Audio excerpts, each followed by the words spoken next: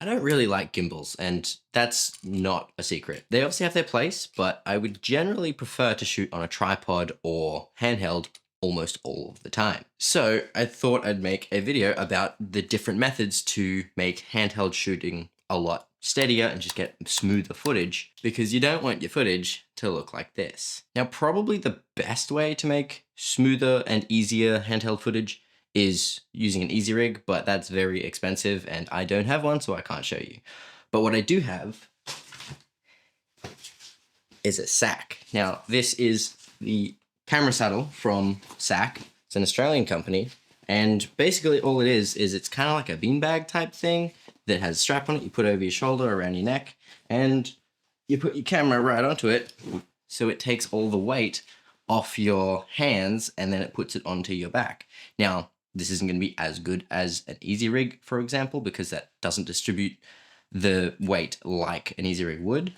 But it's so much easier to hold a camera like this than to, just hold it with just your hands. You're using a lot more muscles and you're going to get more fatigued way quicker. One of the benefits of a system like this is you still get the handheld look, because you can have that natural movement, but just without all the micro jitters and the shakes that you would have from actually just holding the camera with your arms. There's a bunch of other benefits to something like this. One, has a bunch of pockets in it, so you can keep stuff on the sides and, anything that you would need regularly, like maybe if you need to switch out filters or have a little tool in there or something like that, you can do that. It is also an adjustable strap, so you can have it up high, you can have it down low, so any sort of handheld shooting that you want to do, you can use this to sort of help. And another benefit is if you don't have a tripod, you can actually just put this on the ground and just put the camera straight on it. So it's basically like a portable tripod, easy rig hybrid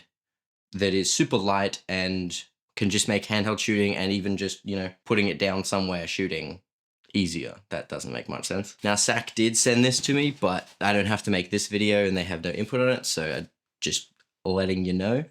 But yeah, this is one way, and it's not as much as an easy rig, but it still costs $100 and something. So if you want to spend some money, you can get that. If you want to spend a lot of money, you can get an easy rig. But let's talk about a method that requires probably even less money, and that is handles. Now, I've talked about this rig before. I've made some adjustments to it, although if you watch my last video, it's the same as in that, except not vertical anymore. But I obviously have several handles on here. I have a top handle from Small Rig. This is just their basic top handle. And then I have these rosette side handles from Condor Blue. Now, these are adjustable, so I can actually change the angle of them however I need, but I do like them having just that slight forward lean from there. And the one downside to this setup overall is it is very slightly back heavy, just because of where the handles can go. I can't put the handles any further back because the base plate gets in the way. But if I put on a heavier lens or something like that, it'll work perfectly fine. Also, it's fine as it is. It's not a big deal that it's slightly back heavy. But what handles can do to even a simple rig, even just getting a single handle like these ones, like a side handle or a top handle, it gives you not only another point of contact, so you can go above and below the camera, so maybe top handle and then hand underneath, or hand controlling the lens. Top handles can make shooting low angle shots a lot easier, because you can hold the camera from above rather than on the side, and your hand has to be on a weird angle. So top handles can really help, even on a smaller rig. If all you have on there is a top handle, it can make a bit of a difference. And then what I think is also super helpful is having a handle, particularly on the left side. All these mirrorless style cameras will have a handle on the right, and even cinema cameras often have like a detachable handle on the right, like think FX6, C400, stuff like that. They have that detachable handle. So even just adding a single handle on the left like this can, one, give you another point of contact, and two, it's a lot more balanced. You're not just having all the weight on this one side. You can evenly distribute the weight across the left and the right. And then you can always just add, a right handle as well to balance it even better. The downside to having a handle on the right side usually is you don't have as much access to all the buttons. So that's sort of a little bit of a trade-off there, depending on the camera though. Now, I really do like these handles from Condor Blue. Again, they're the Rosette QR handles, and there's a link in the description to Condor Blue's website if you're interested. There is also a link to Small Rig if you want to have a look at this one or any of the other Condor Blue or Small Rig stuff I have on here. And speaking of this rig, as you can see, it's a lot bigger and heavier than, just an FX30 by itself. And that is a huge benefit to handheld shooting. If you've ever shot with just a camera by itself, especially if you turn stabilization off, you're going to see a lot of micro jitters, which does not really look good in like any situation. So you kind of just want to avoid that at all costs. And the best way to avoid those micro jitters, one, you could use, in-body stabilization and stuff like that. Some cameras can get rid of that really well, some not so much. But one of the best ways to get rid of micro jitters is to make the camera so heavy that it's just too hard to move that fast. A heavier rig will move slowly and more smooth than a really light rig. So by adding, cage, handle, base plate, rods, V-mount battery, this is actually one of the benefits of a V-mount battery that I talked about in my video about V-mount batteries. Go check that out if you haven't seen it. So having just a heavier rig in general will stop those micro jitters that we talk about not looking very good. And it'll allow you to have that proper like handheld look without it being too shaky cam. And speaking of the V-mount battery, either having that closer in, further out, bigger batteries, all that sort of stuff.